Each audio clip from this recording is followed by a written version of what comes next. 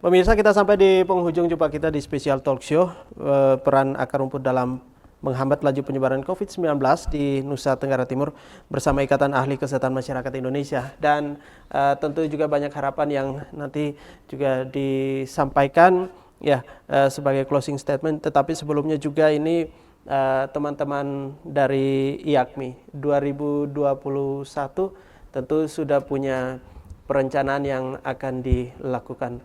Kasih bocoran sedikit, Pak Vincent. Ya, baik. Untuk IAKMI sendiri kita terus bergerak di bidang promotif preventif.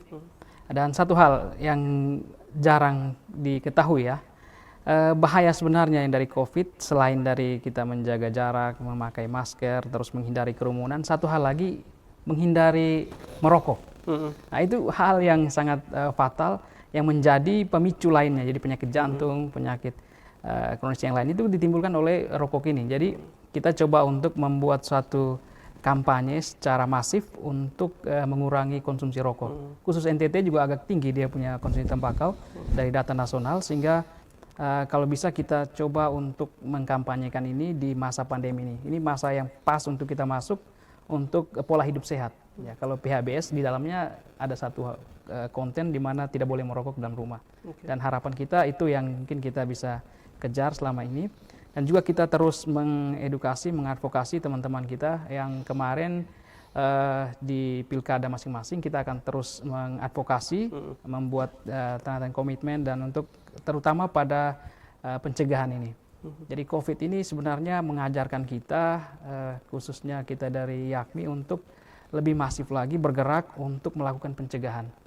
Karena selain kata pencegahan, kalau dia sudah masuk ke kuratif atau sudah selesai, sudah terjadi kontak atau kita jatuh sakit, itu sangat sulit untuk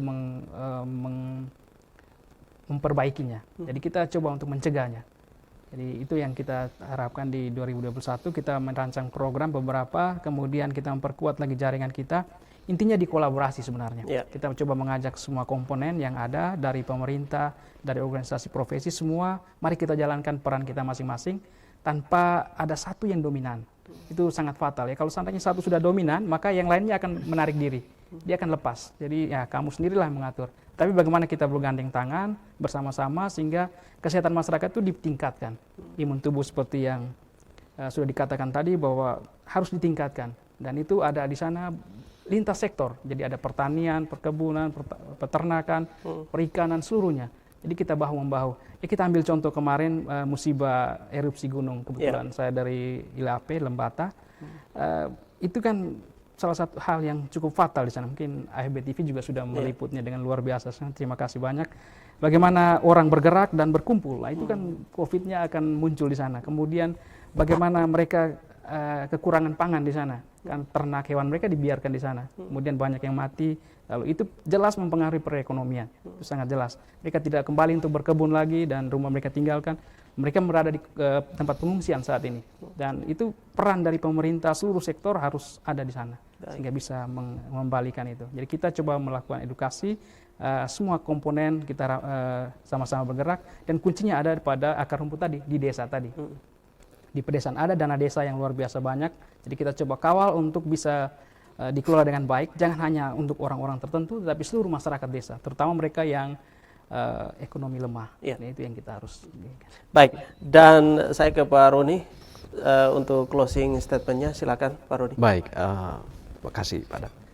Untuk saudara-saudaraku yang ada di seluruh NTT, tentu kita semua sedih dan menderita mungkin dari pandemi ini.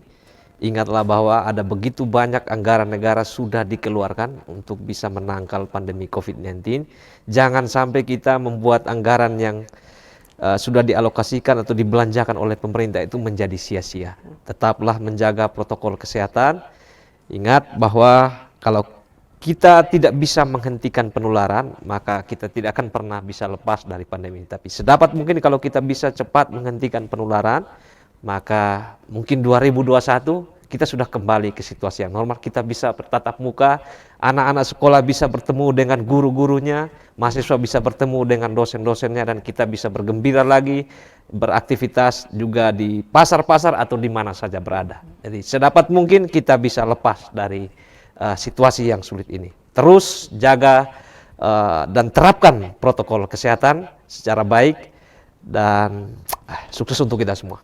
Baik, sekali lagi terima kasih Pak Vincent dan juga Pak Roni sudah memberikan informasi, dan yang pastinya untuk kita semua, ayo sama-sama perangi COVID-19 mulai dari diri kita sendiri. Kebiasaan baru tentu juga kita harus berdampingan dengan COVID-19. Untuk Anda juga pemirsa, sekali lagi informasi hari ini semoga bermanfaat untuk kita semua, dan kita jumpa lagi di lain waktu dengan tema obrolan atau dialog yang berbeda. Pemirsa, saya David Michael, sampai jumpa.